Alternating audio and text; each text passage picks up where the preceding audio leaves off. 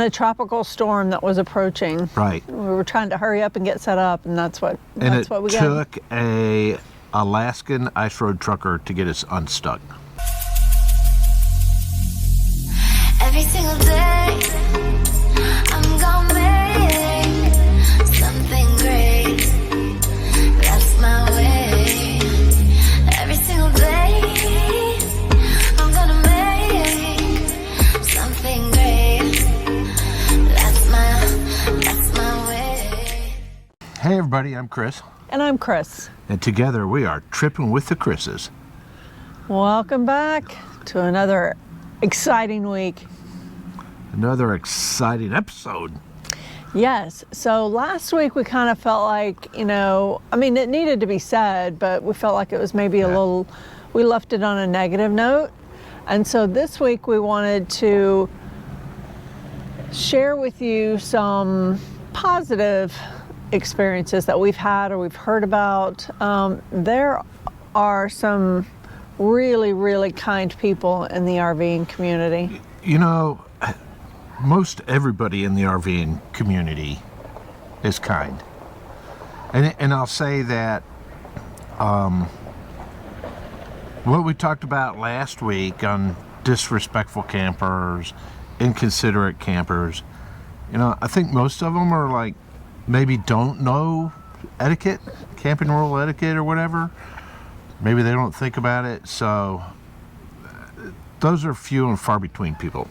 Yeah, it certainly is not the majority. It's not the norm. But it does happen. It's happened to us. Yep. But we did want to talk this episode about the good people. Yeah. And, some things that we've noticed in our almost year and a half of camping. And we can just start right off from day number one. Well, not maybe day number one, but right off in the beginning, within 2 months. Yeah. I got our trailer stuck.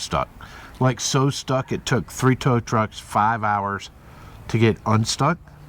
Yes, and a tropical storm that was approaching. Right. We were trying to hurry up and get set up, and that's what we got. And it took a Alaskan ice road trucker to get us unstuck. Yes, and I'm forever indebted. Yeah. And do you know that we have become good friends with him and his wife and his children, and we will always remain in contact with them. And that's the cool thing about the RV community is that the majority of the people that you meet and you become friends, you're lifelong friends.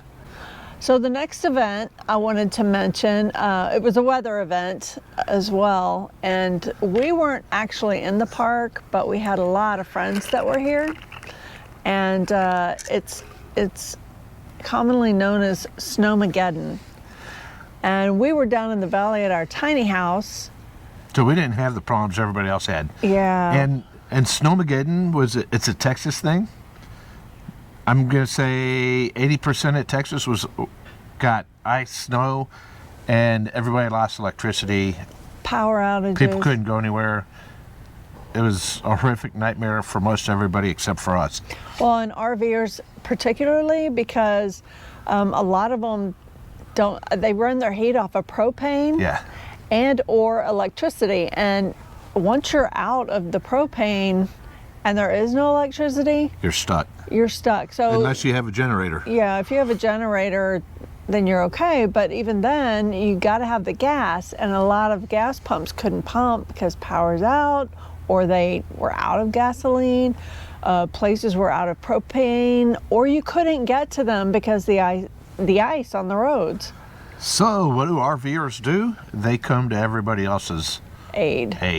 Yeah. And just a few examples.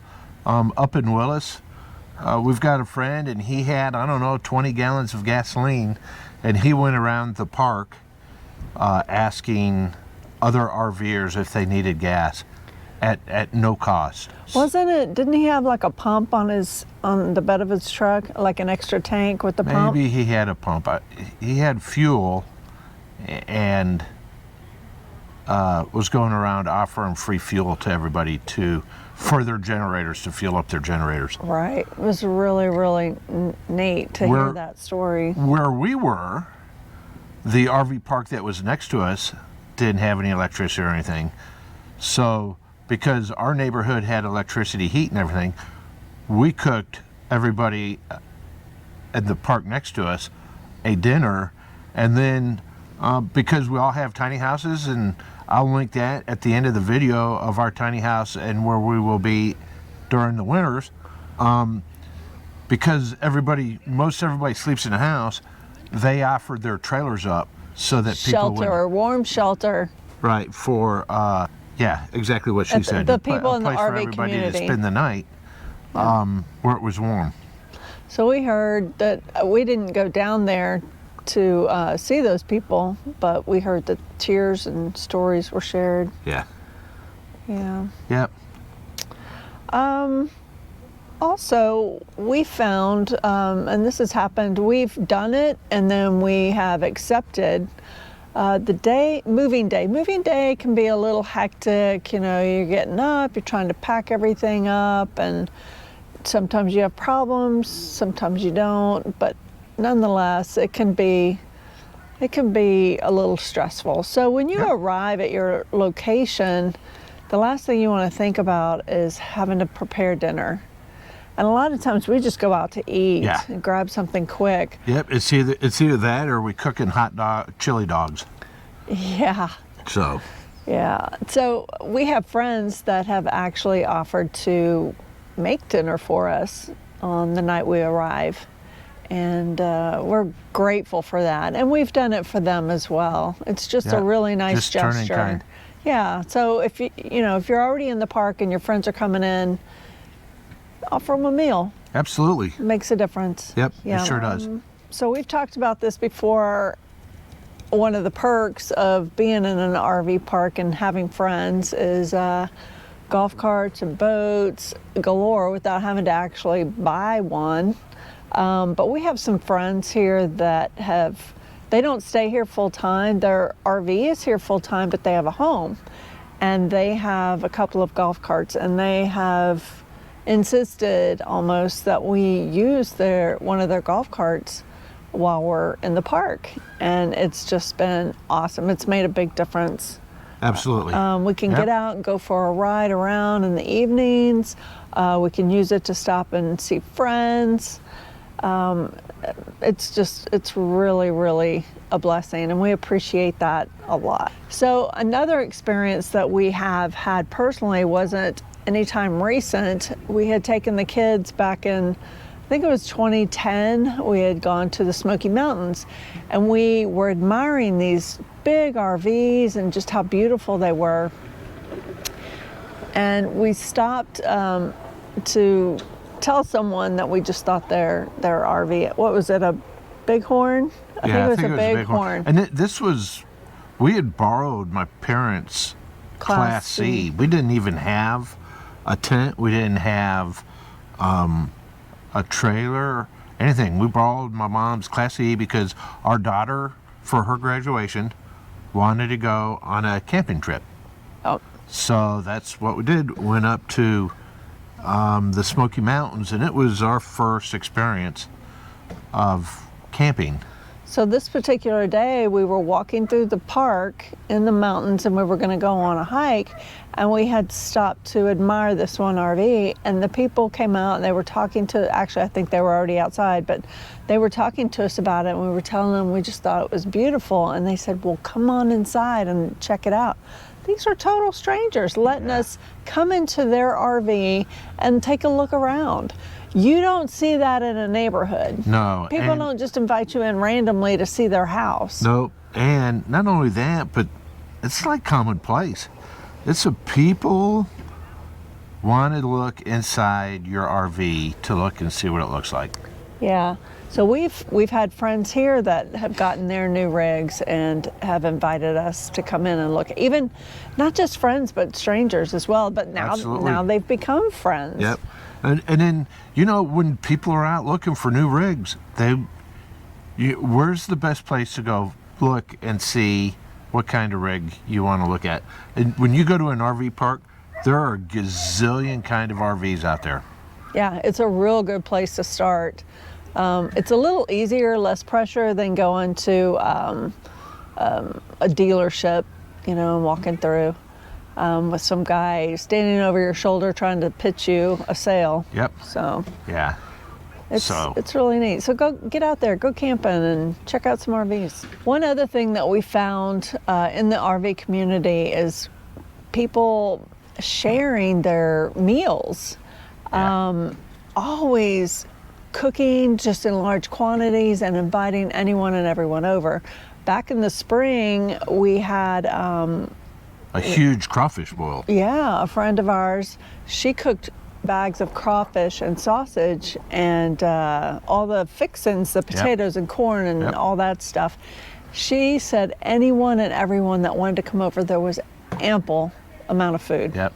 And it's that way throughout the RV community. Yeah, she didn't care if you brought friends that she didn't know, if there was someone new to the park and wanted, they could come over. She's very welcoming. Yeah. And a lot of people are. You'll meet someone at the pool and they're saying, oh, well, we're gonna have pulled pork here. You wanna join us? Yes, or we're cooking burgers back at our RV site. You wanna come over? It's definitely very common in the RV community to And these are strangers. invite somebody over to eat or be invited over to eat. Yeah. So. Yeah. It is a very friendly community, very kind and helping. If you have anything wrong with your vehicle, whether it's your tow vehicle or your towed or your RV in any way, people are there to help you, and they either have the extra tools that you might need or they have knowledge of what it is you're trying to repair. It's incredible. It's an incredible sharing community all the way around. Absolutely. So if you've ever thought about getting in the RV community, whether you're going to full-time, whether you're going to be a weekend warrior, go out on the weekends for the summer, whatever, you know what? It's a great way to raise a family. Really is. It's Get out there in nature. Get away from the TV and the iPads and let the kids play and make friends. And absolutely. Yep.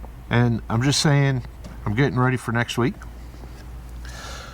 If you can't tell, I've got my Disney hat on. I've got a Disney shirt on. I'm wearing Buc-ee's, sorry. She's wearing but Buc-ee's. I do have lots of Disney shirts. Next week we're going to Disney World. Yep, look out. So we hope we've given you some food for thought on this community, this amazing community. We appreciate everyone that we've met. Thank you all for watching. We appreciate it. And if you're thinking about this lifestyle or just weekend camping, we can't say enough good things about it. No, absolutely. Yeah. So until next week,